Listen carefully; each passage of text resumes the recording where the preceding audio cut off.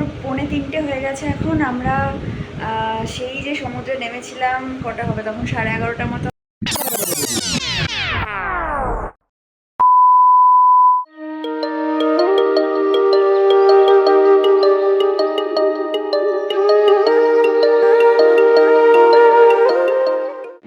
Good morning. আজকে 27 জুলাই আর আমাদের তাজপুর ট্রিপের ডে 2।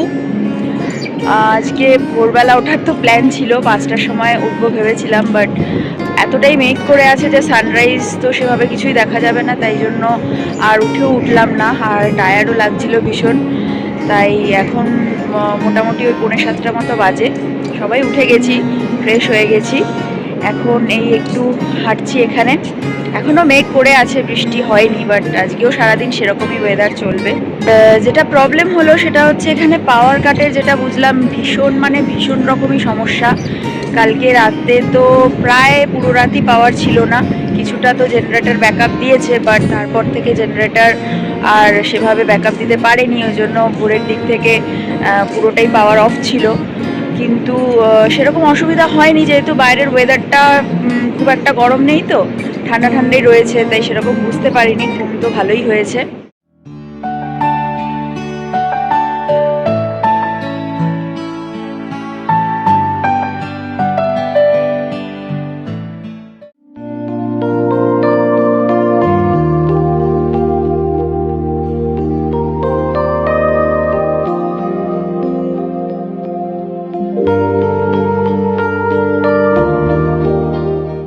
সমুদ্রের ধারে এলেই আমার সব থেকে প্রিয় কাজ সেটা হলো এই ভোরবেলা উঠে একটু পায়ে ভেজা বালি লাগিয়ে হাঁটাহাঁটি করা। তো সেটাই এখন করছি, একদম একা, এখনও কেউ আসেনি, আর আমি ইচ্ছে করে একটু একাই এলাম এখন।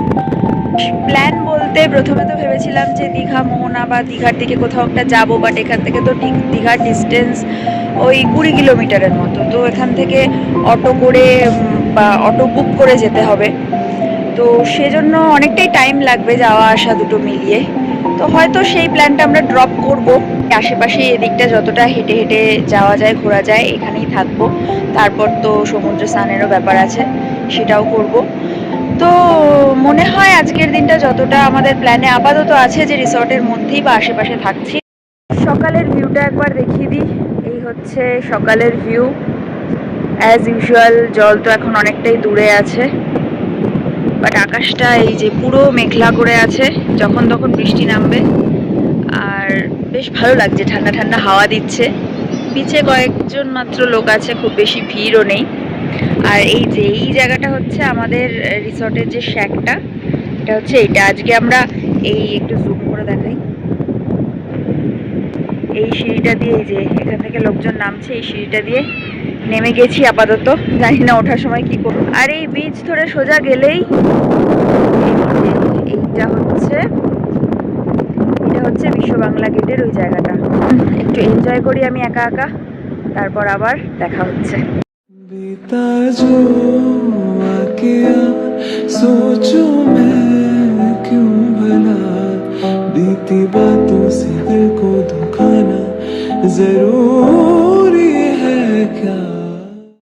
সমুদ্রের এই যে গর্জনটা, এই যে আওয়াজটা দূর থেকে, এই আওয়াজটা যে কি ভীষণ শান্তি দেয় মনকে। আমি জানি না কারা কারা এটা রিলেট করতে পারবে, বাট আমার কাছে না, যদি বলা হয় যে সব থেকে বেস্ট মিউজিক, আমি বলবো যে এই সমুদ্রের গর্জনটা। মানে চোখ বুজে শুনলে বা একা একা চুপ করে শুনলে এই আওয়াজটা কীরকম যে একটা ফিলিংস দেয়, ঠিক বলে বোঝাতে পারবো না।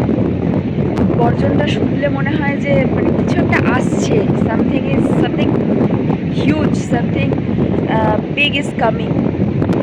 জাস্ট মানে এই জিনিসটা কালকে থেকে খুব ফিল করছি। এখানে না সমুদ্রের আওয়াজটা ভীষণ মানে প্রখরভাবে শোনা যাচ্ছে। দূর থেকে যখন সমুদ্রটা আসছে এগিয়ে, তখন ভীষণভাবে আওয়াজটা অদ্ভুত সুন্দর লাগছে। এই নিস্তব্ধতা পুরো ভেদ করে আসছে।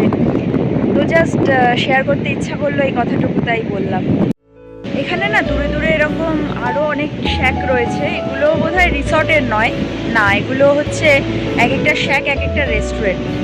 দেখাতে পারছি আশা করি, এই যে জুম করে দেখালে এই যে পরপর পরপর অনেক এরকম শ্যাক রয়েছে। এই সিস্টেমটা মানে তাজপুরেই দেখছি, আর কোথাও এরকম দেখিনি। এগুলোতে সন্ধেবেলা বেশ সুন্দর লাইট জ্বলে, কালকে দূর থেকে দেখতে পাচ্ছিলাম, বেশ সুন্দর দেখায় বিচ থেকে। আজকে ভাবছিলাম যে যদি কোনো একটা এরকম রেস্টুরেন্টে একটু যাওয়া যায়। এখানটাতে সব লোকজন জাল ফেলেছিল, লোকাল লোকজন যারা জাল ফেলে প্রচুর মাছ টাছ ধরেছে মনে হয়, অনেক লোকজন ভিড় করে দেখছে। আমিও দেখার জন্য সামনে চলে এলাম। এই যে এই চ্যাপ্টা চ্যাপ্টা এই মাছগুলো হচ্ছে শঙ্কর মাছ, আমি তো চিনি না, এরা বলছে। আরও প্রচুর ছোট ছোট মাছ, কাঁকড়া, অনেক কিছু ধরেছে এখানে। লোকজন আবার মানে ট্যুরিস্টরাই টাকা দিয়ে কিনেও নিচ্ছে এদের থেকে। বেশ অনেকটা হেঁটে এলাম কাল বিকেলের মতোই। আর এই যে এখানে ফাইনালি সমুদ্র পাওয়া গেছে, হালকা হালকা ঢেউ আসছে।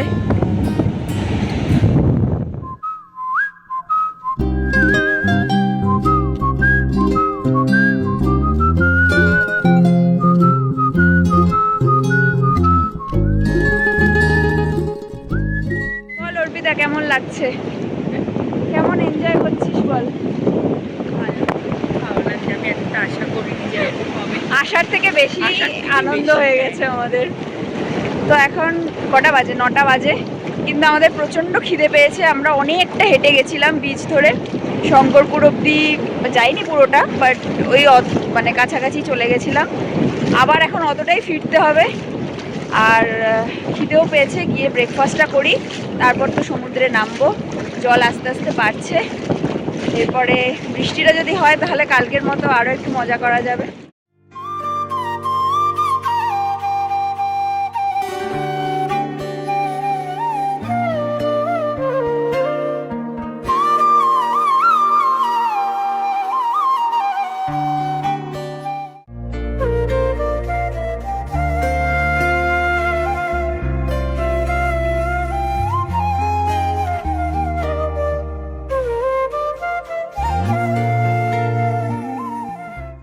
ঘড়িতে সময় 9:50, আর অনেক ঘোরাঘুরির পরে চলে এসেছি ব্রেকফাস্ট টেবিলে। রয়েছে লুচি, সবজি, সঙ্গে ছিল ডিম সেদ্ধ আর মিষ্টি, আর ব্রেড বাটার অমলেটের অপশনও ছিল।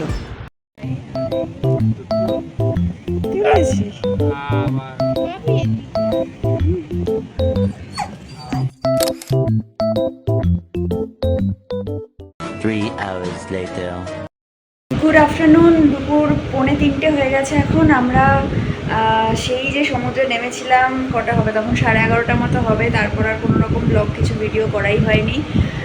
এই জাস্ট 2টোর সময় উঠলাম। আজকে প্রচুর মানে ভরা জোয়ার ছিল, তো ভীষণ হাই টাইড ছিল। খুব মজা করেছি সমুদ্রে সবাই মিলে।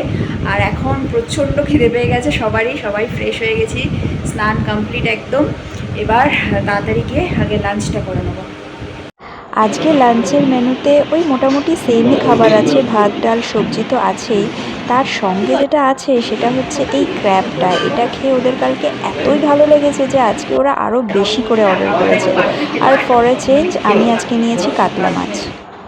বিকেল এখন 4টে, আর আমাদের লাঞ্চ তো খুব সুন্দরভাবে হয়ে গেল। খাওয়া দাওয়া এখানকার ভীষণ ভালো লাগছে। খাওয়া দাওয়াটা একদমই হালকা পাতলার ওপরে, একদম স্পাইসি নয়, রিচ নয়, কোনো রকম খেয়ে অসুবিধা হচ্ছে না। বাচ্চা থেকে বড়রা সবাই খেতে পারবে, টেস্টও আছে খাওয়া দাওয়ার। আজকে ওয়েদারটা বেশ গরম আছে। সকাল থেকে ভীষণ রোদ, বৃষ্টি তো আর হয়নি, হবে বলে মনে হচ্ছে না, কারণ আকাশ পুরো পরিষ্কার। রোদের বেশ তাপ আছে আজকে, বাইরে খুব গরম লাগছে। ওই জন্য সবাই একটু রেস্ট নিতে চলে গেছে। বাট এই সমুদ্রের ধারে যাইনি আমি, রুমের সামনে দাঁড়িয়ে আছি। এবার সমুদ্রের এখান থেকে যে হাওয়াটা আসছে ভীষণ সুন্দর, ঠান্ডা হাওয়া আসছে। বাইরে রোদের দিকে না দাঁড়ালে বেশ ভালো লাগছে। তো এখানে একটু দাঁড়িয়ে আছি, তারপরে রেস্ট করব। তারপরে তো বিকেলে আড্ডা, গল্প, খাওয়া দাওয়ার প্ল্যানিং আছে। 2 hours later.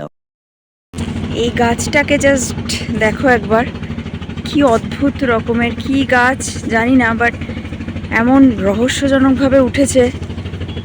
এর ভেতরটা কিরম ভয়ানক দেখতে লাগছে। কাল থেকে এই গাছটাকে দেখছি, বাট শেয়ার করব ভাবছি, করা হয়নি। এই জায়গাটার ভেতরটাতে কি আছে যে ভীষণ জানতে ইচ্ছা করছে। পুরো অন্ধকার ভেতরটা, অদ্ভুত ভয়ঙ্কর লাগছে গাছটা। যদি একটু দূর থেকে দেখাই,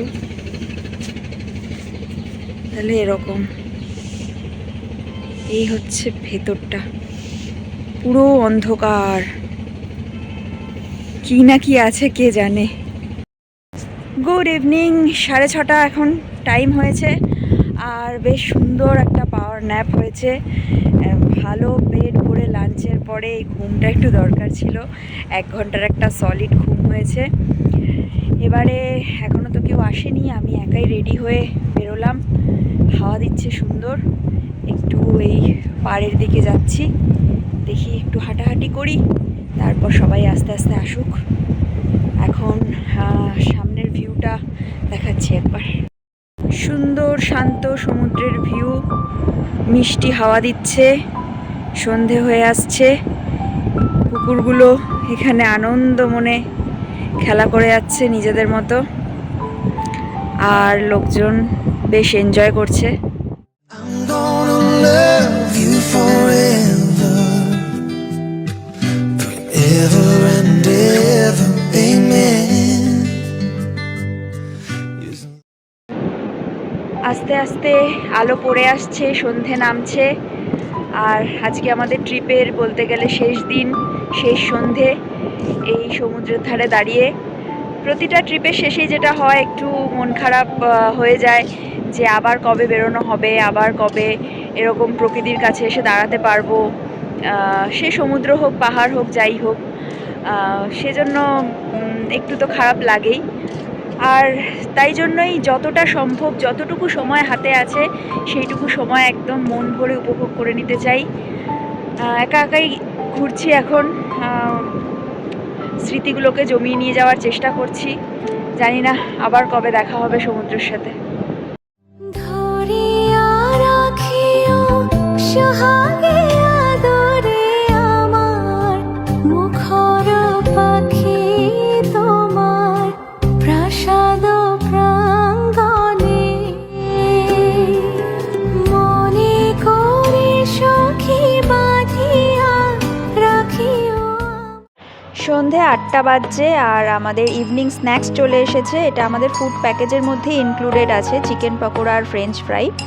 আর আজকে আমরা বেশি দূরে কোথাও যাইনি, ওই বিশ্ব বাংলা গেটের কাছে ছোটোখাটো একটু দোকান আছে, সেখান থেকেই ঘোরাফেরা করছিলাম, সেখানে কিছু কেনাকাটা করলাম, ব্যাস।